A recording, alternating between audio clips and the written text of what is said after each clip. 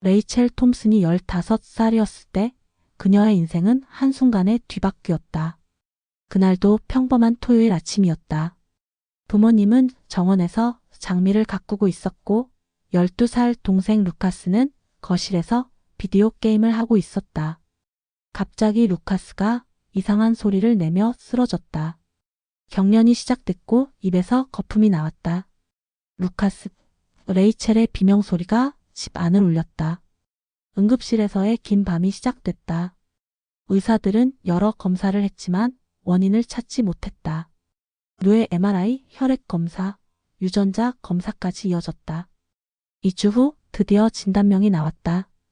드라베 증후군디아 AVT 신드롬 마이너스 극히 드문 유전성 간질의 한 형태였다.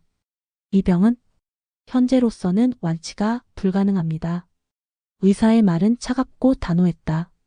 평생 치료를 받아야 하고 발작을 완전히 막을 수는 없습니다. 인지능력 저하도 예상해야 합니다. 그날부터 톰슨 가족의 삶은 완전히 달라졌다. 병원이 두 번째 집이 되었다. 루카스는 한 달에 2~3번씩 발작을 일으켰고 그때마다 응급실로 달려가야 했다. 특수한 항경련제들이 처방됐지만 하나에 월 $3,000가 넘었다. 보험이 적용된다고 해도 본인 부담금만 월 $800였다. 아버지 마이클은 두 번째 직장을 구했다. 어머니 사라는 간병을 위해 직장을 그만뒀다가 루카스가 조금 안정되면 다시 일하기를 반복했다. 레이첼은 방과 후 아르바이트를 시작했다. 그녀의 대학 진학 자금은 하나둘씩 루카스의 치료비로 사라져갔다. 레이첼 미안해. 어머니는 자주 눈물을 흘렸다. 내 대학 등록금까지 써버려서. 괜찮아요, 엄마. 학자금 대출 받으면 돼요. 레이첼은 씩씩하게 대답했지만 마음 한편으로는 무너져 내리고 있었다. 다른 친구들이 대학 캠퍼스를 구경 다니고 있을 때 그녀는 병원 복도를 걸어 다니고 있었다. 고등학교를 졸업할 즈음 가족의 경제 상황은 더욱 악화됐다. 아버지의 퇴직연금까지 손을 대야 했다. 집을 담보로 대출을 받았지만 그것도 금세 바닥났다. 루카스의 상태는 좋아지지 않았다. 발작 횟수는 줄어들지 않았고 인지 능력은 점점 떨어져 갔다. 이렇게 살면 안 되는데 레이첼은 밤마다 천장을 바라보며 생각했다. 우리 가족은 왜 이런 운명을 맞게 된 걸까? 대학 1학년 때 레이첼은 심리학을 전공하기로 했다. 루카스를 도울 수 있는 방법을 찾고 싶었다. 하지만 매일 강의실에 앉아 있으면서도 마음은 집에 있었다. 루카스가 또 발작을 일으키지는 않을까? 부모님이 병원비 때문에 또 울고 있지는 않을까? 2학년이 되어서도 상황은 나아지지 않았다. 루카스에게 새로운 증상이 나타났다. 호흡곤란과 심장 부정맥이었다. 더 비싼 치료가 필요했다. 레이첼의 학자금 대출 한도도 바닥이 났다. 그때 그녀는 결심했다. 휴학을 하고 풀타임으로 일해서 가족을 도와야겠다고. 레이첼, 내가 희생할 필요 없어. 아버지가 말했다. 하지만 그의 눈가엔 깊은 주름이 패여 있었고 머리카락은 하얗게 새어 있었다. 20살 레이첼에게는 너무 늙어 보였다. 그렇게 레이첼의 20대 초반이 지나갔다. 병원비, 약가, 재활치료비, 끝없는 지출의 굴레에서 벗어날 수 없었다. 그녀는 점점 지쳐갔다. 친구들과도 소원해졌고 연애할 엄두도 나지 않았다. 미래에 대한 꿈은 사치였다. 레이첼이 24살이 되던 해 루카스의 상태가 급격히 악화됐다. 새로운 발작 유형이 나타났고 기존 약물들이 더 이상 효과를 보이지 않았다. 의사는 실험적 치료를 제안했다. 비용은 월 $15,000였다. 더 이상은 무리입니다. 보험회사 직원의 차가운 목소리가 전화기 너머로 들려왔다. 이미 연간 한도를 초과했습니다. 그날 밤 레이첼은 처음으로 진짜 절망을 맛봤다. 세상이 자신들을 버렸다는 생각이 들었다. 동생은 죽어가고 있는데 돈이 없다는 이유로 치료를 받을 수 없다니? 이것이 정말 문명국가에서 일어나는 일인가? 나는 왜 이렇게 무력할까? 레이첼은 침대에 얼굴을 묻고 울었다. 뭘 해도 루카스를 도울 수 없어. 나는 쓸모없는 언니야. 죄책감이 그녀를 짓눌렀다. 건강한 자신이 미안했다. 대학을 다니는 것도, 꿈을 꾸는 것도 모든 게 미안했다. 동생은 고통받고 있는데 자신만 멀쩡한 게 죄스러웠다. 그때 대학 친구 제니가 한국에서 영어 강사로 일하고 있다는 소식을 들었다. SNS에 올라온 사진들을 보니 제니는 행복해 보였다. 새로운 환경에서 새로운 삶을 살고 있었다. 한국. 레이첼은 처음으로 그 나라에 대해 진지하게 생각해봤다. 동양의 먼 나라, K-파프가 드라마로만 알고 있던 곳. 거기선 어떨까? 이 모든 고통에서 벗어날 수 있을까? 그녀는 밤새 인터넷을 뒤졌다. 한국의 영어 강사 채용 정보, 비자 신청 방법, 생활비. 모든 것이 새롭고 낯설었지만 동시에 희망적으로 보였다. 적어도 여기보다는 나을 것 같았다. 엄마, 아빠, 나 한국에 가려고 해. 어느 날 저녁 식사 시간에 레이첼이 말했다. 갑자기 무슨 소리야? 어머니가 깜짝 놀랐다. 영어 강사로 일할 수 있어. 돈도 벌고. 그리고 레이첼은 말을 잇지 못했다. 그리고 이 모든 것에서 도망치고 싶어라고 어떻게 말할 수 있을까? 루카스 두고 어떻게 가니? 아버지의 목소리에는 실망이 묻어 있었다. 아빠, 나는 여기 있어도 도움이 안 돼요. 루카스를 위해서도, 우리 가족을 위해서도. 레이첼의 목소리가 떨렸다. 내가 벌어서 보낼게요. 한국에서 번 돈을 다 보낼게요. 사실 그건 핑계였다. 레이첼은 정말로 도망치고 싶었다. 이 끝없는 고통의 굴레에서 죄책감과 무력감에서 벗어나고 싶었다. 새로운 곳에서 새로운 자신이 되고 싶었다. 부모님은 결국 허락했다. 아니, 허락이라기보다는 체념에 가까웠다. 그들도 알고 있었다. 레이첼이 얼마나 힘들어하는지, 얼마나 지쳐있는지. 한국행 비행기표를 예약하던 날, 레이첼은 두려움과 기대가 뒤섞인 복잡한 감정을 느꼈다. 이게 정말 맞는 선택일까? 가족을 버리고 떠나는 이기적인 행동은 아닐까? 출발 전날 밤, 루카스가 또 발작을 일으켰다. 응급실에서 그의 손을 잡고 있는 레이첼의 마음은 찢어질 것 같았다. 정말 이 아이를 두고 갈 수 있을까?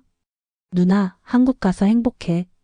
루카스가 의식을 되찾고 나서 한 말이었다. 비록 어눌했지만 그 마음은 진실했다. 레이첼은 참았던 눈물을 쏟아냈다. 미안함과 고마움이 동시에 밀려왔다. 인천국제공항에 도착한 순간부터 모든 것이 낯설었다. 한글로 된 표지판들, 들리는 언어, 사람들의 분주한 움직임. 레이첼은 자신이 정말 지구 반대편에 와 있다는 것을 실감했다. 제니가 공항까지 마중 나왔다. 1년 만에 본 친구는 한결 밝아 보였다. 레이첼, 정말 왔구나. 제니가 반갑게 안아줬다. 한국 생활 어때? 적응하기 어렵지 않아? 좋아. 정말 좋아. 여기선 모든 게 새로워. 그리고 제니가 잠시 말을 멈췄다. 여기선 과거의 나를 잊을 수 있어. 지하철을 타고 서울 시내로 들어가면서 레이첼은 창밖 풍경에 집중했다. 고층 빌딩들, 네온 사인들, 붐비는 거리들. 모든 것이 활기차 보였다. 미국에서 느꼈던 그 무거운 공기와는 달랐다. 제니가 소개해준 원룸의 짐을 풀면서 레이첼은 처음으로 안도감을 느꼈다. 좁지만 깨끗한 공간, 자신만의 공간이었다. 가족의 고통을 함께 짊어지지 않아도 되는 공간. 그러나 첫 주는 쉽지 않았다. 언어의 벽이 생각보다 높았다. 편의점에서 물 하나 사는 것도 어려웠고 지하철에서 길을 잃기도 했다. 무엇보다 외로웠다. 집에서는 아무리 힘들어도 가족이 있었는데 여기서는 혼자였다. 영어 학원에서 일을 시작한 지 한 달째 되던 어느 날 제니가 친구들과의 모임에 레이첼을 초대했다. 홍대의 작은 바에서 만난 사람들은 대부분 한국인이었다. 그 중에 태연이 있었다. 안녕하세요. 저는 김태연입니다. 그는 어눌한 영어로 자기소개를 했다. Nice to meet you. 레이첼은 그의 진지한 표정에 미소를 지었다. 하이님 레이첼. 저는 레이첼입니다. 그녀도 서툰 한국어로 대답했다. 태연은 IT 회사에서 일하는 29살 남자였다. 영어를 배우고 싶어서 이런 모임에 나온다고 했다. 그는 말수가 적었지만 레이첼의 말을 집중해서 들어줬다. 왜 한국에 왔어요? 태연이 물었다. 레이첼은 잠시 망설였다. 어떻게 대답해야 할까? 동생의 병, 가족의 가난, 자신의 절망을 어떻게 설명할까? 새로운 경험을 하고 싶어서요. 그녀는 간단히 대답했다. 태연은 고개를 끄덕였다. 저도 새로운 것 좋아해요. 하지만 용기 없어요. 당신은 용감해요. 그날 밤 태연은 레이첼을 지하철역까지 바래다 줬다. 말은 많이 하지 않았지만 편안한 침묵이 흘렀다. 다음에 또 만나요? 태연이 조심스럽게 물었다. 네, 좋아요. 레이첼이 대답했다. 그 다음 주말 태연은 레이첼을 한강공원으로 데리고 갔다. 치킨과 맥주를 사서 돗자리에 앉았다. 한강이 흘러가는 모습을 보면서 레이첼은 처음으로 마음이 평온해지는 것을 느꼈다. 가족이 어떠세요? 태연이 조심스럽게 물었다. 레이첼은 잠시 말을 못했다. 그리고 처음으로 모든 것을 털어놓았다. 루카스의 병, 가족의 경제적 어려움, 자신의 죄책감. 태연은 중간에 끼어들지 않고 끝까지 들어줬다. 정말 힘드셨겠어요. 태연의 목소리에는 진심 어린 공감이 묻어 있었다. 하지만 여기 온 것은 잘못이 아니에요. 가끔은 자신을 위해서도 살아야 해요. 그 말에 레이첼은 울음을 터뜨렸다. 한국에 온 이후 처음 흘리는 눈물이었다. 태연은 말없이 그녀의 어깨에 손을 얹어줬다. 저도 힘든 시간 있었어요. 태연이 말했다.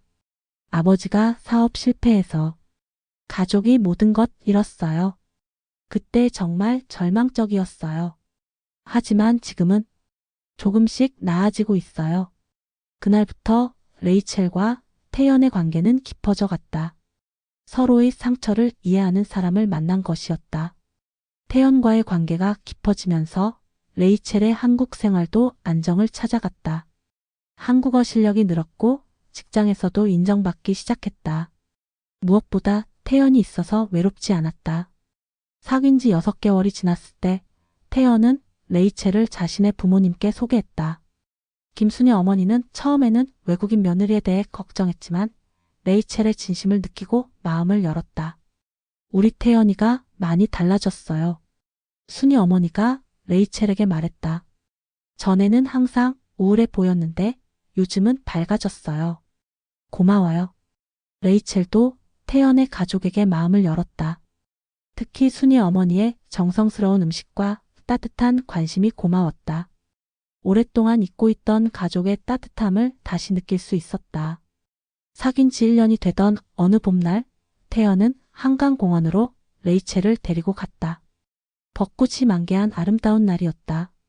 레이첼, 태연이 갑자기 무릎을 꿇었다. 저와 결혼해 주세요. 레이첼은 깜짝 놀랐다. 태연의 손에는 작지만 정성스럽게 선택한 반지가 들려 있었다. 태연, 레이첼의 눈에 눈물이 맺혔다. 저는 당신을 정말 사랑해요. 당신의 과거도 고통도 모든 것을 함께하고 싶어요. 그리고 태연의 목소리가 떨렸다.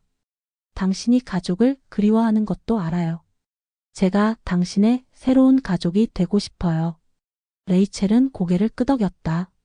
네, 좋아요. 결혼식은 작고 소박했다. 레이첼의 부모님은 루카스 때문에 오지 못했지만 화상통화로 축하해줬다. 루카스도 비록 어눌했지만 누나 축하해라고 말해줬다. 언젠가는 루카스도 데리고 와서 같이 살 수 있을까? 레이첼이 태연에게 물었다. 물론이에요. 우리가 함께 방법을 찾아봐요. 태연의 대답이었다. 결혼 후 레이첼은 진짜 안정을 느꼈다. 태연의 가족은 그녀를 진짜 딸처럼 대했다. 순이 어머니는 레이첼에게 한국 요리를 가르쳐 줬고 시아버지는 한국 역사와 문화를 설명해 줬다. 이제 정말 한국 사람이 됐네. 레이첼이 김치찌개를 끓이면서 웃었다. 하지만 가끔은 가족에 대한 그리움과 죄책감이 몰려왔다. 특히 루카스의 상태가 나빠졌다는 소식을 들을 때마다 마음이 아팠다. 자신만 행복해도 되는 건지 자책했다. 괜찮아요. 당신이 행복한 것이 가족에게도 좋은 일이에요. 태연이 위로해줬다. 그리고 우리가 더 안정되면 가족을 도울 방법을 찾을 수 있을 거예요. 결혼 1년 후 레이첼은 새로운 직장을 찾았다. 더 좋은 조건의 회사에서 마케팅 일을 시작했다. 한국어도 많이 늘어서 한국인 동료들과도 자연스럽게 어울릴 수 있었다. 정말 많이 변했어. 제니가 말했다. 처음 한국 왔을 때와는 완전히 달라졌어. 레이첼도 그것을 느꼈다. 더 이상 도망쳐온 사람이 아니었다. 한국에서 새로운 삶을 시작한 사람이었다. 챕터 5. 병원비가 주는 반전의 충격. 결혼 2년차 어느 날 밤 레이첼은 갑작스러운 복통으로 잠에서 깼다. 처음에는 소화불량인 줄 알았는데 점점 심해져서 견딜 수 없을 정도가 됐다. 병원에 가야겠어요. 레이첼이 식은땀을 흘리며 태연에게 말했다. 태연은 급히 옷을 입고 레이첼을 가까운 응급실로 데리고 갔다. 새벽 3시였지만 응급실은 환한 불빛으로 켜져 있었다. 어디가 아프세요? 간호사가 다정하게 물었다. 배가. 오른쪽이 너무 아파요. 레이첼이 힘겹게 대답했다. 접수를 하고 30분도 안 돼서 의사를 만났다. 미국에서라면 응급실에서 몇 시간은 기다려야 했을 텐데 놀랍도록 빨랐다. 맹장염 같습니다. CT 찍어보겠습니다. 의사가 말했다. CT 촬영도 바로 이뤄졌다. 1시간 후 결과가 나왔다. 급성 맹장염이네요. 지금 당장 수술해야 합니다. 터지기 직전입니다. 의사의 말에 레이첼은 겁이 났다. 수술비는 얼마나 될까요? 레이첼이 조심스럽게 물었다. 미국에서 맹장 수술은 최소 3만 달러는 드는 큰 수술이었다. 건강보험 있으시죠? 그럼 본인 부담금은 50만 원 정도 될 것 같습니다. 의사가 담담하게 대답했다. 레이첼은 제대로 듣지 못한 줄 알았다. 50만 원이요? 5만 달러가 아니라? 아니요, 50만 원입니다. 한국 돈으로요. 의사가 웃으며 대답했다. 수술은 성공적으로 끝났다. 복강경 수술로 흉터도 거의 남지 않았다. 2박 3일 입원하는 동안 간호사들은 친절했고 음식도 맛있었다.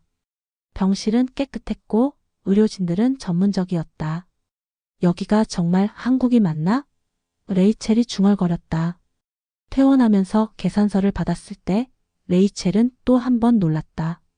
총 비용은 200만 원, 본인 부담금은 45만 원이었다. 미국 돈으로 300달러 정도였다. 이게 정말 맞는 금액인가요? 레이첼이 원무과 직원에게 물었다. 네, 맞습니다. 건강보험 적용되면 이 정도예요. 직원이 친절하게 설명해 줬다. 집으로 돌아가는 길에 레이첼은 믿을 수 없다는 표정으로 태연을 바라봤다. 태연, 이거 정말이야? 미국에서 같은 수술 받으려면 최소 3만 달러는 들어. 보험 있어도 5천 달러는 본인 부담금으로 내야 해. 정말요? 그렇게 비싸요? 태연이 오히려 놀랐다. 한국에서는 당연한 건데 레이첼은 그날 밤 잠을 이루지 못했다. 머릿속으로 계산을 해봤다. 루카스가 지금까지 쓴 의료비가 50만 달러가 넘는다. 그 돈이면 한국에서는 도저히 계산이 안 됐다. 만약 루카스가 한국에서 태어났다면? 레이첼은 상상해봤다. 우리 가족이 이렇게 고생하지 않았을 텐데. 그 생각이 머릿속을 떠나지 않았다. 의료비 때문에 파산하는 가족이 없는 나라. 아픈 사람을 돈 때문에 포기하지 않는 나라. 레이첼은 한국이라는 나라를 새로운 시각으로 보게 됐다. 태연, 한국 사람들은 정말 복받은 것 같아요. 레이첼이 말했다. 건강보험이 이렇게 잘 되어 있다니? 태연은 그제야 한국의 의료 시스템이 얼마나 좋은 것인지 깨달았다. 당연하게 여겨왔던 것들이 사실은 정말 소중한 것들이었다. 맹장 수술 후 회복하면서 레이첼은 계속해서 루카스를 떠올렸다. 미국에 있는 가족들은 어떻게 지내고 있을까? 루카스의 병원비는 여전히 가족을 압박하고 있을까? 어머니로부터 온 이메일을 읽으며 레이첼의 마음은 무거워졌다. 레이첼아, 루카스가 또 병원에 입원했어. 이번엔 폐렴이 와서 2주 동안 입원해야 한대. 의료비만 1만 5천 달러가 나왔어. 보험회사에서는 절반만 지급한다고 하네. 아빠가 또 대출을 알아보고 있어. 걱정하지 말고 너는 건강하게 잘 지내렴. 레이첼은 이메일을 읽고 또 읽었다. 7,500달러. 한국 돈으로 1,000만 원이 넘는다. 한국에서는 같은 치료를 받아도 100만 원이면 충분할 텐데 이건 정말 말이 안 돼. 레이첼이 중얼거렸다. 태연에게 이메일을 보여주며 상황을 설명했다. 태연도 충격을 받았다. 정말 이렇게 차이가 많이 나나요? 태연이 물었다. 훨씬 더 심해요. 루카스가 지금까지 쓴 의료비면 한국에서는 몇십 명을 치료하고도 남을 거예요. 레이첼의 목소리에는 분노와 절망이 섞여 있었다. 그날 밤 레이첼은 인터넷으로 한국의 의료 시스템에 대해 더 자세히 알아봤다. 국민권 강보험, 의료급여, 중증질환 산정 특례. 모든 것이 새롭게 다가왔다. 중증질환자는 본인 부담금이 5%만 내면 된다고? 레이첼은 믿을 수 없었다. 루카스 같은 환자는 거의 공짜로 치료받을 수 있다는 거잖아? 더 놀라운 것은 희귀질환 지원 제도였다. 드라베 증후군 같은 희귀질환은 국가에서 치료비를 지원해 준다는 것이었다. 미국에서는 상상도 할 수 없는 일이었다. 만약에 레이첼은 상상해봤다. 만약에 루카스가 한국에서 치료받을 수 있다면? 그 생각이 머릿속을 떠나지 않았다. 불가능한 일일까? 정말 불가능할까? 레이첼은 밤새 인터넷을 검색했다. 외국인의 한국 의료 이용, 의료 관광, 장기 비자. 모든 정보를 찾아봤다. 의료 관광 비자로 90일 체류 가능하고 연장도 된다고 하네. 레이첼이 혼잣말을 했다. 그리고 응급 상황에서는 건강보험 적용도 가능하다고. 희망이 보이기 시작했다. 물론 쉽지 않을 것이다. 언어 문제, 비자 문제, 생활비 문제. 하지만 불가능하지는 않아 보였다. 태연, 내가 미친 생각을 하고 있는 것 같아. 레이첼이 말했다. 뭔데요? 루카스를 한국으로 데려와서 치료받게 하는 거야. 태연은 잠시 말을 못했다. 그리고 천천히 고개를 끄덕였다. 미친 생각이 아니에요. 정말 좋은 생각이에요. 그 순간 레이첼은 확신했다. 이것이 루카스를 살릴 수 있는 마지막 희망일지도 모른다고. 레이첼이 루카스를 한국으로 데려올 계획을 세우고 있을 때 청천벽력 같은 소식이 날아왔다. 새벽 4시 한국 시간으로 레이첼의 휴대폰이 울렸다. 어머니의 전화였다. 레이첼아. 어머니의 목소리는 울음으로 떨리고 있었다. 루카스가 큰일 났어. 레이첼은 잠에서 깬 채로 전화를 받았다. 엄마, 무슨 일이에요? 루카스에게 감염이 생겼어. 병원에서는 어머니는 말을 잇지 못했다. 아버지가 전화를 바꿔 받았다. 레이첼아, 루카스가 중환자실에 있어. 폐혈증이 와서 의사들이 위험하다고 해. 레이첼의 머릿속이 하얘졌다. 아빠 치료는 받고 있죠? 그게 아버지의 목소리가 떨렸다. 보험회사에서 더 이상 치료비를 지원하지 않겠다고 해. 이미 평생 한도를 초과했다는 거야. 그럼 루카스는? 병원에서는 더 이상 적극적인 치료를 하지 않겠다고 해. 호스피스 케어만 제공하겠다고. 레이첼은 전화기를 떨어뜨릴 뻔했다. 호스피스 케어. 그것은 죽음을 기다리는 치료였다. 안 돼요. 루카스는 아직 21살이에요. 레이첼이 소리쳤다. 우리도 모든 방법을 다 써봤어. 집을 팔 수도 있고 퇴직연금도 다 쓸 수 있어. 하지만 그것도 한 달 치료비밖에 안 돼. 아버지의 목소리에는 절망이 가득했다. 전화를 끊고 나서 레이첼은 바닥에 주저앉았다. 태연이 놀라서 깨어났다. 레이첼, 무슨 일이에요? 레이첼은 모든 상황을 설명했다. 태연도 충격을 받았다. 지금 당장 미국으로 가야 해요. 레이첼이 말했다. 그럼 항공편을 예약해요. 태연이 즉시 답했다. 하지만 항공편을 예약하면서도 레이첼은 절망감을 느꼈다. 미국에 가서 뭘 할 수 있을까? 돈이 없는데 어떻게 루카스를 살릴 수 있을까? 그때 번뜩이는 아이디어가 떠올랐다. 태연, 루카스를 한국으로 데려오면 어떨까요?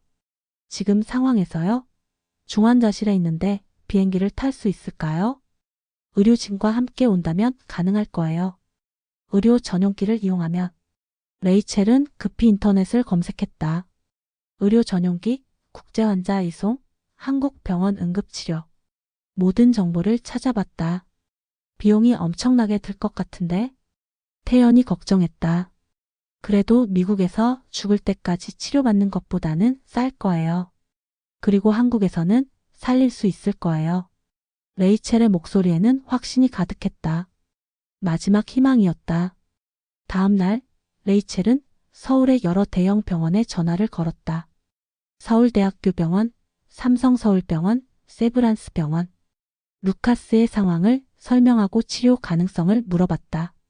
드랍의 증후군에 폐혈증까지 왔다면 위험하긴 하지만 치료는 가능합니다. 서울대병원 신경과 교수의 답변이었다. 다만 환자 이송이 관건이겠네요. 희망이 보였다. 레이첼은 의료 전용기 회사에도 연락했다. 비용은 15만 달러였다. 엄청난 돈이지만 루카스의 목숨을 생각하면 감당할 수 있었다. 우리 집도 팔고 적금도 깨고 대출도 받아서 돈을 마련해요. 레이첼이 태연에게 말했다. 제 부모님께도 도움을 청해보겠어요. 태연이 대답했다. 레이첼은 미국의 부모님께 한국 치료 계획을 설명했다. 처음에는 반대가 심했다. 레이첼아, 루카스가 지금 어떤 상태인지 알고 있니? 비행기 여행을 견딜 수 있을 것 같아? 어머니가 걱정했다. 엄마, 이게 마지막 희망이에요. 미국에서는 이미 포기했잖아요. 한국에서는 살릴 수 있어요. 아버지도 의문을 표했다. 한국 의료진이 미국 의료진보다 더 잘할 수 있을까? 아빠, 실력의 문제가 아니에요. 돈의 문제예요. 한국에서는 돈 걱정 없이 치료받을 수 있어요. 레이첼은 한국 의료 시스템에 대해 자세히 설명했다. 건강보험, 희귀질환 지원, 중증 환자 지원. 모든 것이 미국과는 달랐다. 정말 그런 나라가 있다는 거니? 어머니가 믿을 수 없다는 표정으로 물었다. 제가 직접 경험했어요. 맹장 수술을 300달러에 받았어요. 미국에서는 3만 달러 들었을 텐데. 결국 부모님도 동의했다. 더 이상 잃을 것도 없었고 루카스에게는 이것이 마지막 기회였다. 레이첼은 모든 것을 준비하기 시작했다. 의료 전용기 예약, 서울대병원 입원 준비, 의료 관광 비자 신청, 가족이 머물 집 구하기. 태연의 가족도 적극적으로 도왔다. 순이 어머니는 우리 딸의 가족이니까 우리 가족이라며 자신의 적금을 내놓았다. 시아버지도 지인을 통해 병원 관계자를 소개해줬다. 정말 고마워요. 레이첼이 눈물을 흘렸다. 가족이 뭐 하는 거예요? 순이 어머니가 레이첼의 손을 잡았다. 제니도 도움을 줬다. 의료 통역사를 소개해주고 부모님이 머물 수 있는 집 근처에 원룸을 구해줬다. 레이첼 정말 대단해. 이런 일을 해내다니. 제니가 감탄했다. 아직 시작도 안 했어요. 루카스가 한국에 와서 치료받고 나아져야 정말 성공하는 거예요. 드디어 모든 준비가 완료됐다. 의료 전용기는 다음 주에 출발할 예정이었다. 서울대 병원에서는 중환자실을 준비해 놓았다. 의료진도 대기하고 있었다. 루카스야, 조금만 견뎌. 누나가 널 살려줄게. 레이첼이 혼잣말을 했다. 출발 전날 밤 미국에서 전화가 왔다. 루카스의 상태가 더 악화됐다는 소식이었다. 의사가 며칠 못 버틸 수도 있다고 해. 아버지의 목소리가 떨렸다. 아빠, 내일 출발해요. 반드시 살려낼 거예요. 레이첼은 그날 밤 잠을 자지 못했다. 루카스가 의료 전용기 여행을 견딜 수 있을까? 한국에 도착할 때까지 버틸 수 있을까? 12시간의 비행 끝에 의료 전용기가 인천국제공항에 도착했다. 레이첼은 공항에서 가족을 기다리고 있었다. 심장이 터질 것처럼 뛰었다. 의료진과 함께 나온 루카스는 의식이 없었다. 산소호흡기를 착용하고 있었고 여러 관들이 몸에 연결되어 있었다. 1년 만에 본 동생은 너무 많이 야위어 있었다. 루카스. 레이첼이 눈물을 흘렸다. 부모님도 지쳐 보였다. 특히 어머니는 한 달 동안 병원에서 지새운 탓에 많이 쇠약해져 있었다. 레이첼아, 정말 고마워. 내가 아니었으면. 어머니가 레이첼을 꼭 안았다. 공항에서 바로 서울대병원으로 이송됐다. 병원에서는 이미 모든 준비가 되어 있었다. 중환자실, 의료진, 검사, 장비. 환자분 상태가 어떻게 되죠? 담당 의사가 물었다. 미국에서 온 의료진이 루카스의 상태를 설명했다. 폐혈증, 다발성 장기부전, 심장 부정맥.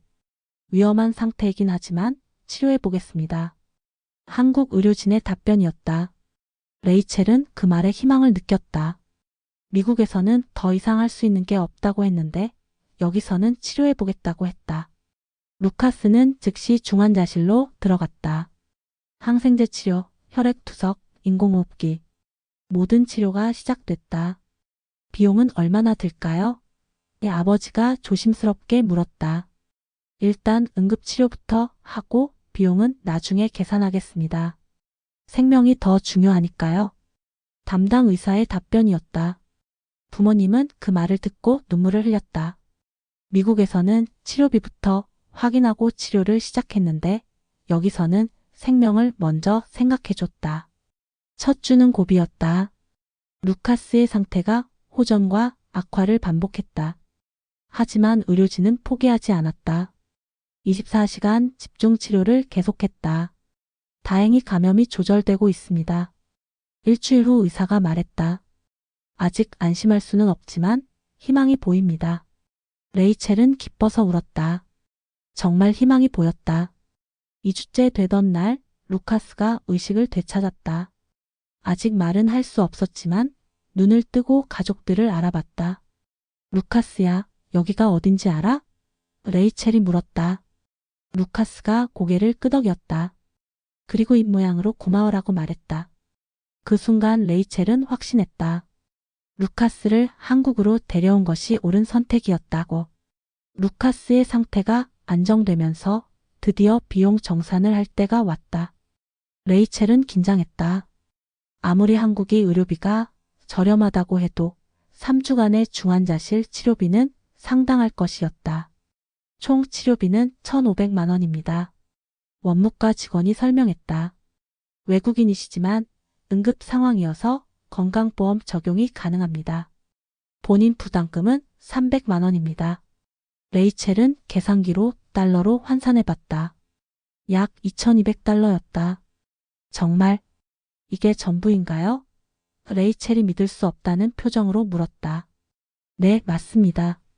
부모님은 그 말을 듣고 서로를 바라봤다.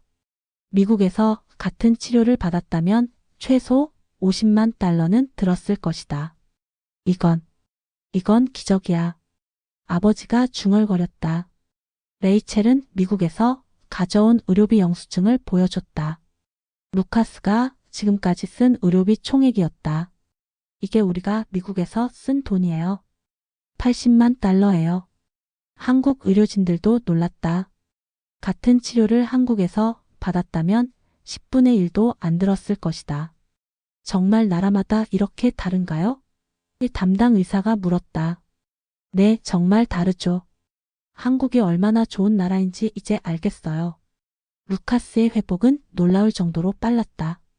폐혈증이 완전히 치료됐고 장기 기능도 정상으로 돌아왔다. 무엇보다 희귀질환에 대한 치료도 체계적으로 받을 수 있었다. 한국에는 희귀질환 지원센터가 있어서 루카스 같은 환자들을 전문적으로 관리합니다. 담당 의사가 설명했다. 약값도 국가에서 지원해주고 정기 검진도 무료로 받을 수 있어요. 레이첼은 눈물을 흘렸다. 이런 나라가 정말 존재했다니. 한 달 후 루카스는 일반 병실로 옮겨졌다. 이제 걸을 수도 있었고 간단한 대화도 가능했다.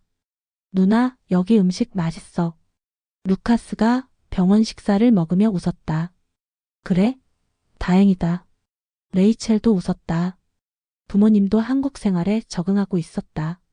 순이 어머니가 자주 찾아와서 음식을 해주고 한국어도 조금씩 가르쳐 줬다. 감사합니다. 레이첼의 어머니가 서툰 한국어로 인사했다. 천만에요. 우리 딸 가족이니까요. 순이 어머니가 대답했다. 2개월 후 루카스는 완전히 회복됐다. 발작도 거의 일어나지 않았고 인지 기능도 많이 향상됐다. 기적 같은 일이에요. 담당 의사가 말했다. 이렇게 빨리 회복될 줄은 몰랐습니다. 정말 감사합니다. 레이첼이 깊이 고개를 숙였다. 마침내 퇴원하는 날, 온 가족이 함께 한강공원에 갔다. 루카스는 휠체어에 앉아 있었지만 얼굴에는 미소가 가득했다. 누나, 나 한국 좋아해. 루카스가 말했다. 정말? 응. 여기 사람들이 다 친절해. 그리고 나를 포기하지 않았어. 레이첼은 동생을 꼭 안아줬다. 루카스야, 이제 우리 가족은 괜찮을 거야. 그날 저녁 온 가족이 함께 식사를 했다. 오랜만에 모든 가족이 함께하는 평화로운 식사였다. 아무도 병원비를 걱정하지 않았고 아무도 치료를 포기하지 않았다. 이 나라가 우리 가족에게 준 건 단순한 의료가 아니에요. 레이첼이 말했다. 이건 기적이에요. 진짜 기적. 부모님도 고개를 끄덕였다. 한국이라는 나라가 한국 사람들이 그들 가족에게 새로운 삶을 선물해 준 것이었다. 레이첼아, 내가 한국에 온 것이 정말 다행이야. 아버지가 말했다. 내가 아니었으면 루카스는... 아빠, 이제 그런 이야기 하지 마세요. 루카스는 살아났어요. 우리 가족은 다시 함께해요. 그날 밤 레이첼은 태연과 함께 한강을 걸었다. 당신이 정말 자랑스러워요. 태연이 말했다. 가족을 위해 이 모든 일을 해내다니. 태연과 태연 가족이 도와줘서 가능했어요. 정말 고마워요. 우리가 가족이잖아요. 레이첼은 한국 하늘을 올려다봤다. 별이 아름답게 빛나고 있었다. 이제 그녀에게 한국은 단순히 도피처가 아니었다. 진짜 집이었다. 가족을 살린 은혜로운 땅이었다. 한국 사랑해요. 레이첼이 작은 소리로 말했다. 그 말 속에는 감사와 사랑, 그리고 새로운 시작에 대한 희망이 담겨 있었다.